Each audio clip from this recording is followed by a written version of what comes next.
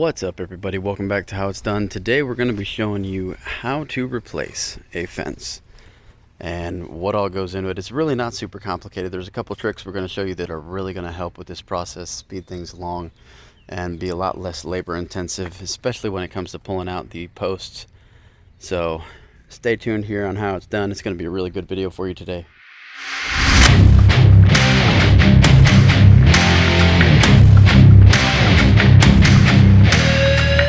Alright, so first off, I want to kind of go over a couple reasons why you would want to replace your fence, or why it might be needed.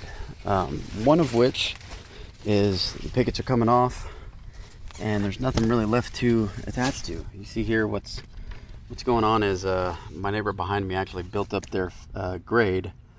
You can kind of see if I step back here. They've built up their grade higher than the fence, especially over here, the bottom board. Their dirt is coming into contact with this bottom rail, and it's rotted it out completely. There's really nothing left to screw these pickets to, so it's been just rotting away over time. I used to have some particle board, masonite board that I put up previously to keep their dogs out of my yard, but at this point we're at where we're at. And then further down here you might be able to see, let's see if I can get back here to show you. The fence is actually leaning. Two of the posts in the other neighbor's yard have broken, and yeah, their fence is leaning, well, our fence is leaning toward my yard, so that's kind of a safety thing. So that's another reason. It feels like this post is also broken. So yeah, that's a couple of reasons. The other reason you might want to replace the fence is just if you're going through the process of replacing the pickets and you know all the rails are messed up. In my mind, you might as well go ahead and get the post done now. We've gotten 15 years out of this fence, about 16 actually. We're not going to get another 15 out of the posts that are existing. So rather than replacing everything and having to come back in a few more years to replace the posts, we'll do it now. Thing too that's good to point out is it's always good to talk to your neighbors about getting the fence replaced and see if they'll go half, or if you're wanting to do the labor and they're wanting to do the material. A lot of the times that's an agreement they'll come with, or you know, something along that lines. The barter system is always still a really good tool to use.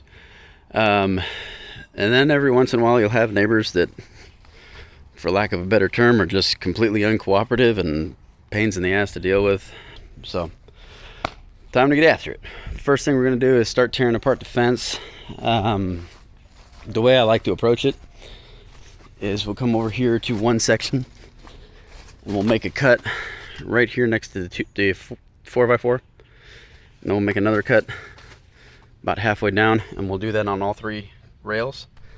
And then these sections come out about, it's an 8-foot long section, so they'll come out about 4 foot at a time. Do the same thing over here and just continue down. And what we'll be left with are some posts that are ready to be pulled out. Alright, so the easiest way to get posts out of the ground and concrete out of the ground when the posts are broken off is by using a tractor jack. Some people call it a farm jack. Basically a bunch of different names for this, but this is your best way to do it. So yeah, as it turns out, so far these three right here were snapped off at the ground when we started taking the fence apart. We got the sections taken apart and these things basically fell over. So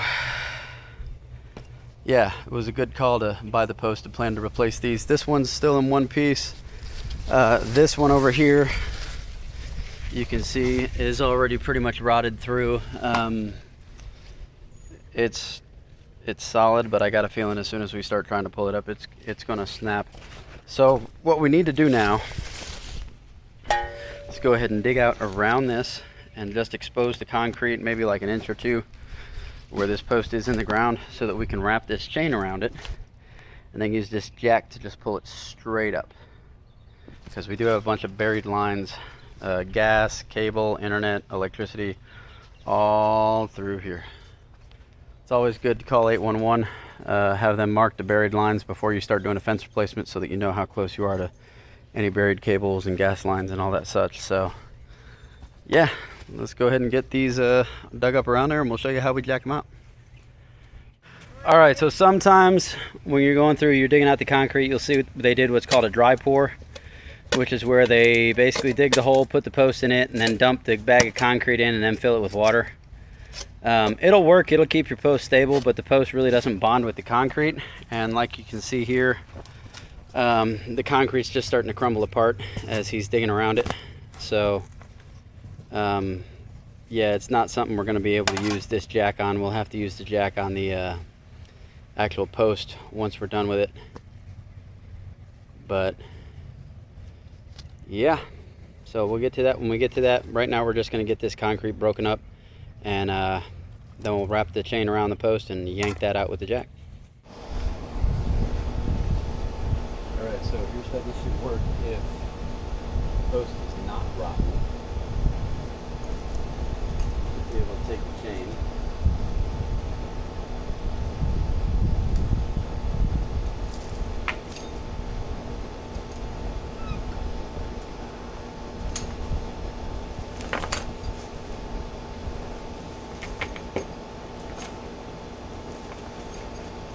wrap it around there once or twice, put it back on itself.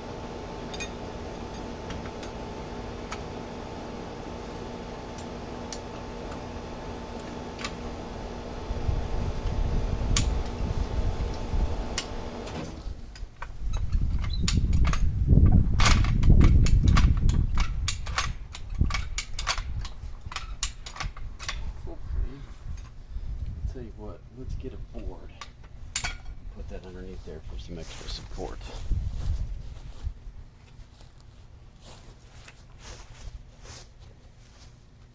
Let's grab us a 2x4. Throw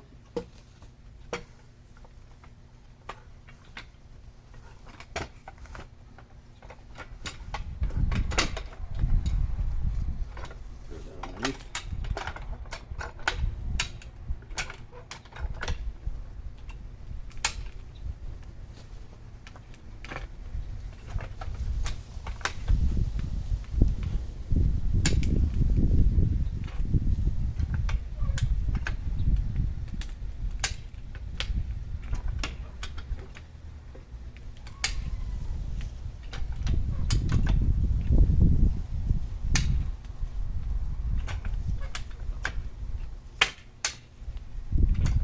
It's pulling it straight out of the ground.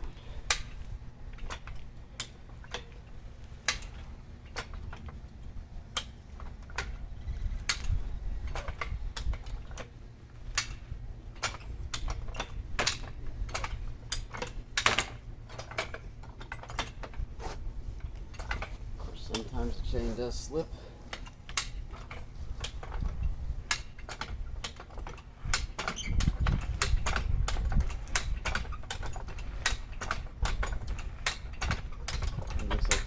That was around it snapped off again.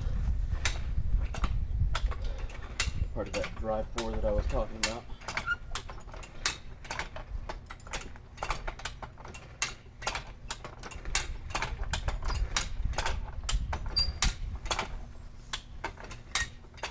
If your posts are in halfway decent condition and you're just doing this because you're doing the whole fence, it's a really easy way to get them out of there. We're going to try and get this to work.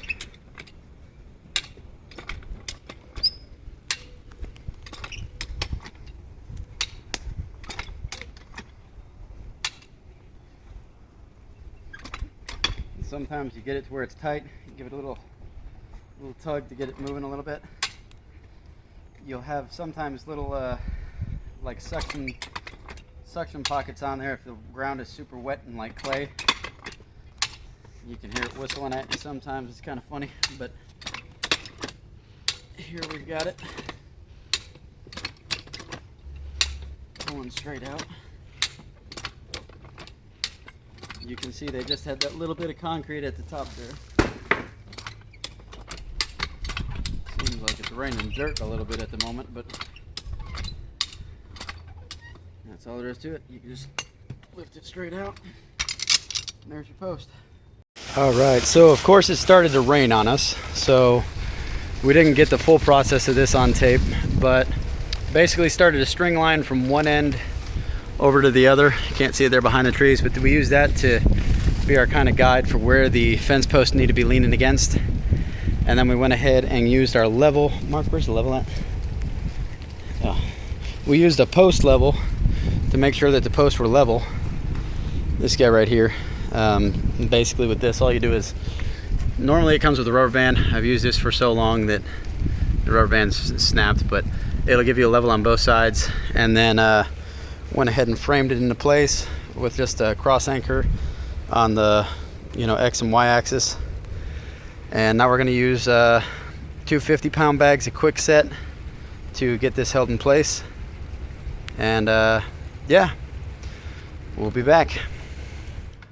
All right, so now what we are doing is we are putting in the rot board, toe board, bottom plate, whatever you want to call it. Since the pickets are all going to be on this side of the fence, we are basically measuring center of the post to center of the post, making them that length, and then screwing them down, leveling them off. Since the grade on the other side, it was a little bit above, it is a little bit tricky. We're having to go through and clear out some of the dirt so that this goes down all the way. But yeah, aside from that, things are going pretty smooth. Then we'll go ahead and put in the board behind this. It's going to fit just back here so that it sits just behind this. And yeah, so now that we got the toe boards or rot boards or base board, bottom rail, whatever you want to call it, in place, we're going to go ahead and look at where this line ends up. We're going to mark it with a Sharpie. And yeah, and we're going to cut that off right there on all of these, and then that'll be where we put our top rail.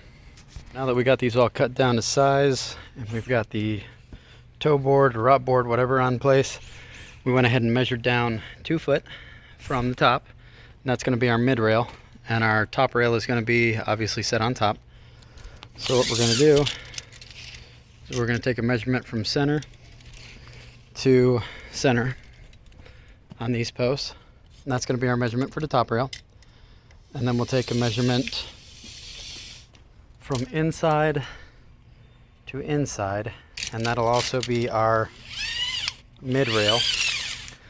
And then, just to be sure, I know we made sure everything was level and square, but sometimes these posts do have a little bit of bend to them.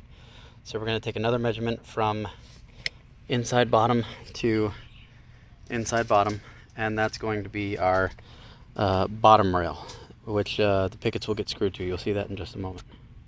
So we'll go ahead and take those measurements, get these cut, get them screwed into place, and it will look something like this. What we did here is we've got the mid rail setting horizontally. A lot of people put them vertically, kind of like you see over there. I like to do them horizontally because if you've got dogs or something like that and they're jumping up on the fence, your screws are going to go in deeper. You're going to have a lot more grip and a lot less likely that the pickets are going to pop loose. So we're doing it like that because they have dogs, we have dogs, and they also have dogs. So yeah, we'll go ahead and get that done, put these up, and we'll show you what we do with the pickets. So one other thing worth pointing out is that these pickets are 6 foot long, and because we're doing the toe board, rot board, whatever you want to call it, we're having to cut about 5 3/4 off of this so that the fence is only 6 foot tall, because our HOA rule is that fences must be at 6 foot tall. So that is what we're doing to fix that. So putting the pickets up is pretty straightforward. You're going to basically just set the bottom picket on top of the rot board or toe board or whatever you want to call it. We're doing 2 screws in the bottom, 1 in the middle, and then 2 at the top. And what we're basically doing here is just going ahead and starting on one side right at the post and working our way all the way down till the next post, and then we'll stop with the picket that overlaps this post. All right, so for this next section here, we've pulled up these 2 posts, but we're actually going to be extending it out another 3 sections. so that we have an area to put a shed, and the neighbor has an area to do a garden. So we've got Kurt here using the post hole digger.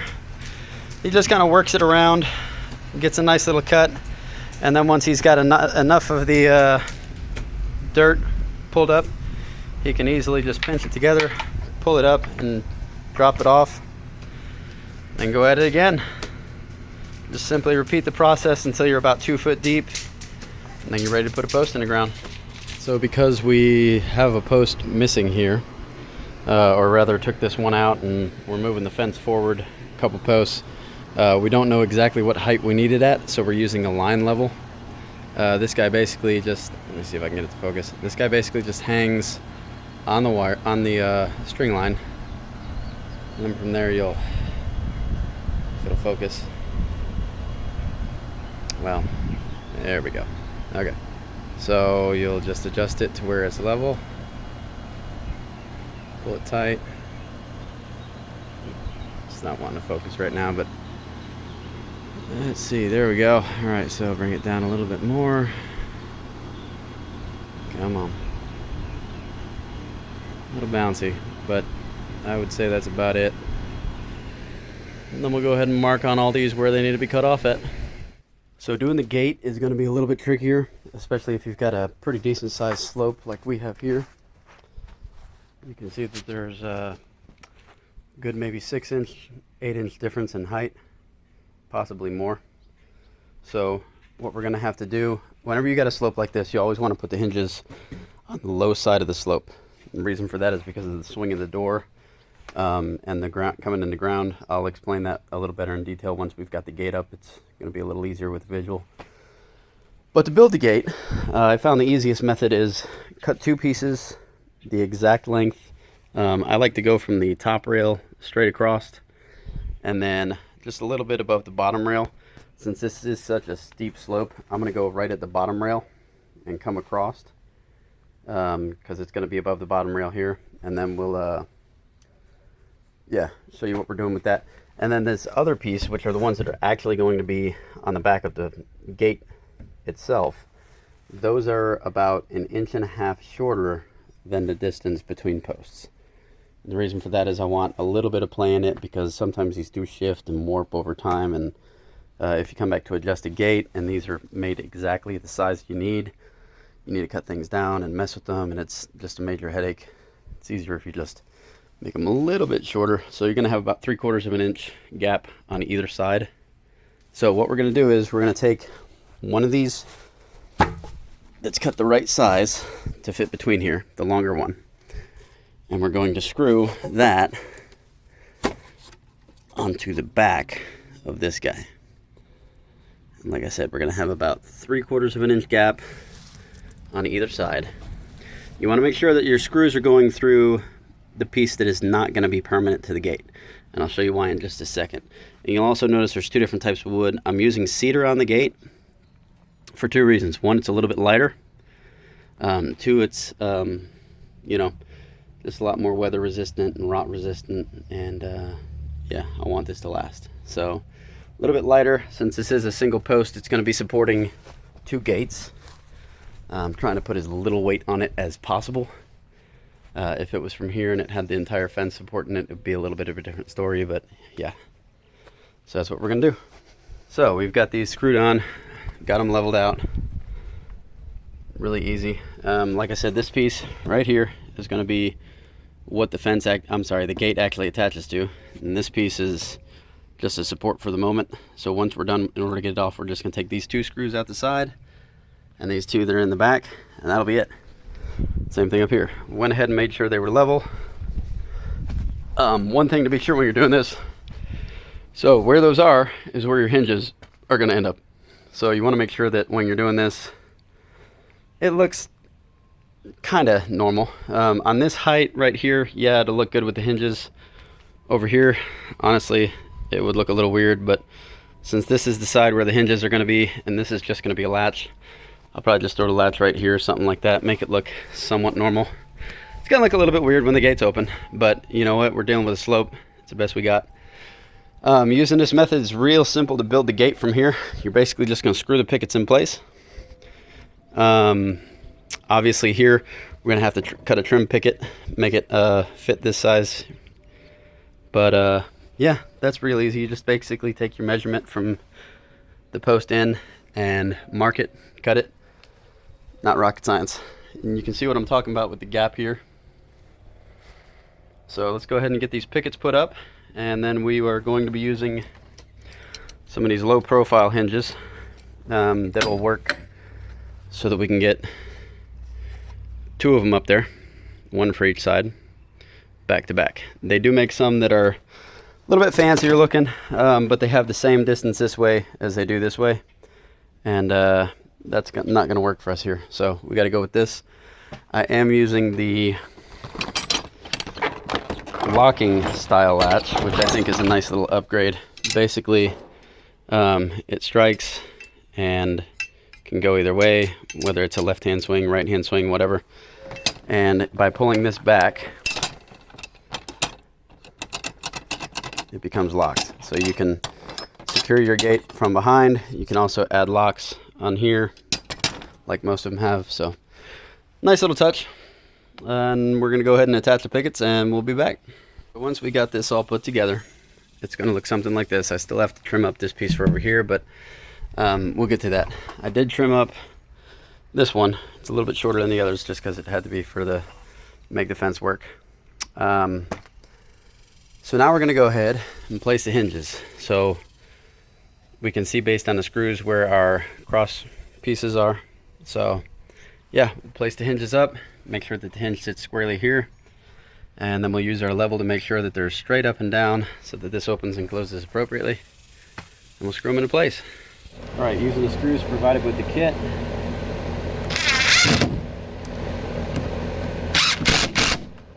Go ahead, get these all in there.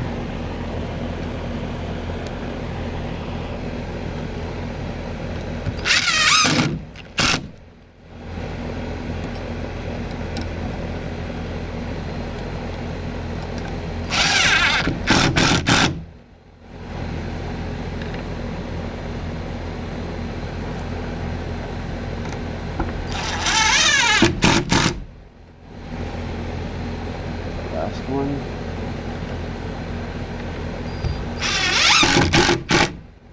All right. That should do it.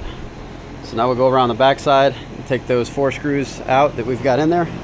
We'll see how this works. I am going to say that I did go through with my circular saw. I just kind of laid it along the ground and ran it along the bottom to get a cut at the ground level with a little bit of a gap. By doing that, on this particular circular saw, you end up with about a 1-inch gap. Different ones may vary a bit, but that's the way mine works. 1 inch is pretty good to clear any grass, but keep a lot of well, dogs from getting in or out, bunny rabbits like we have here, all sorts of stuff. So yeah, get these screws out of here.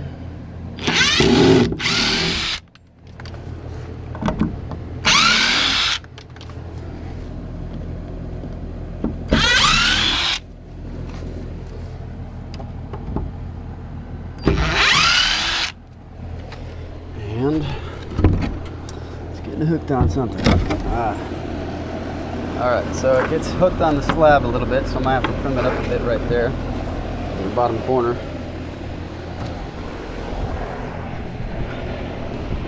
But yeah, see what I mean? It looks a little bit weird that it has to have that slope, but you know what? That's what we got to deal with. And yeah, I am gonna have to trim that bottom just a little bit where it hits the, yeah. So we'll trim that and then go ahead and get the latch on. But overall,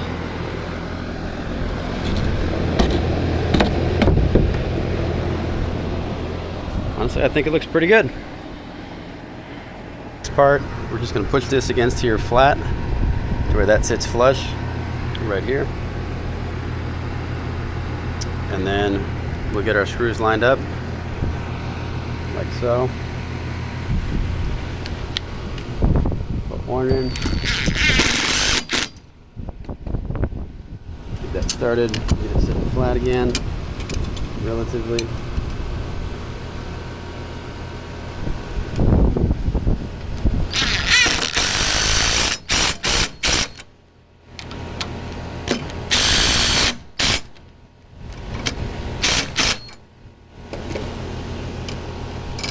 There we have it.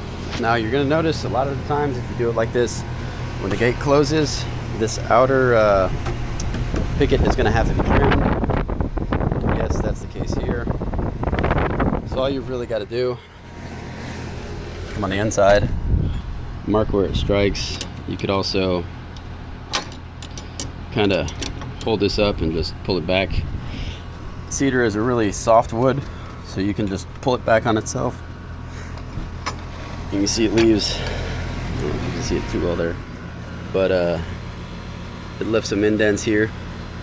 So I know to just go about an inch above, inch below, and come in that far. And that's the little notch we need to make. Sometimes people will actually just move this picket in a little bit more or trim the whole picket. Personally, I like it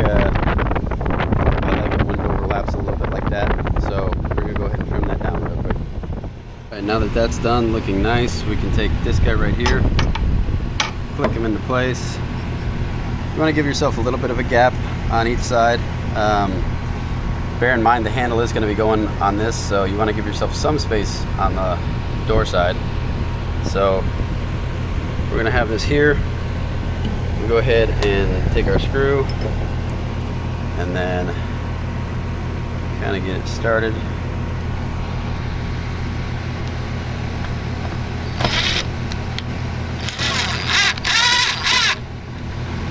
Go in there. Next one.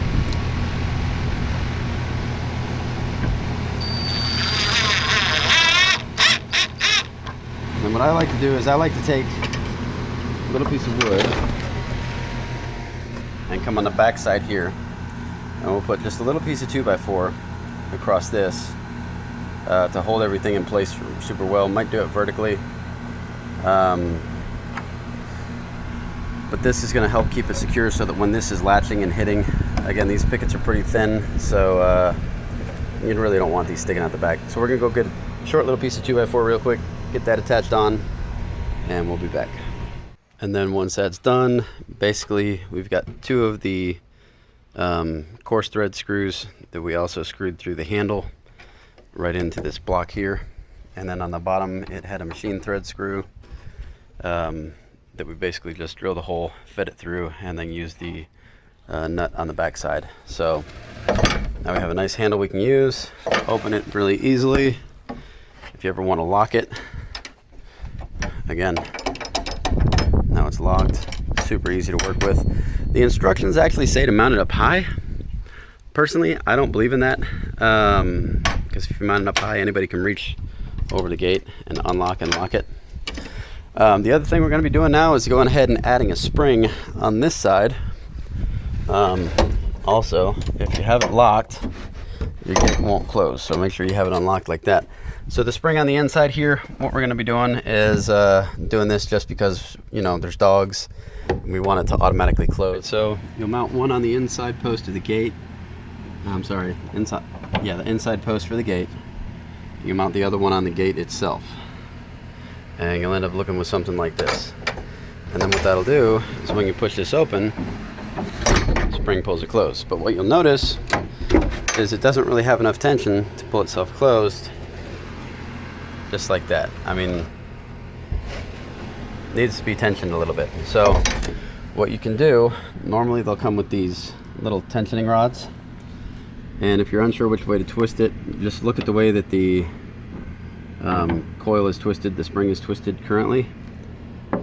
So it's twisted like this. We're gonna go ahead and continue to twist it like that.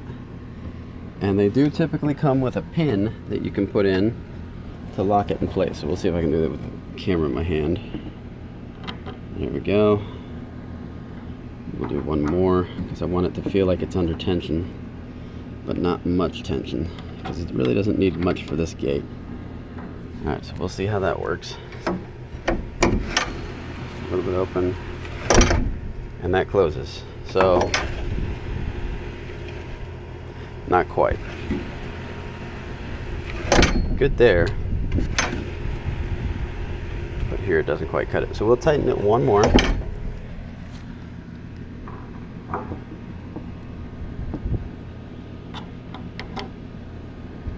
All right, see how that does it.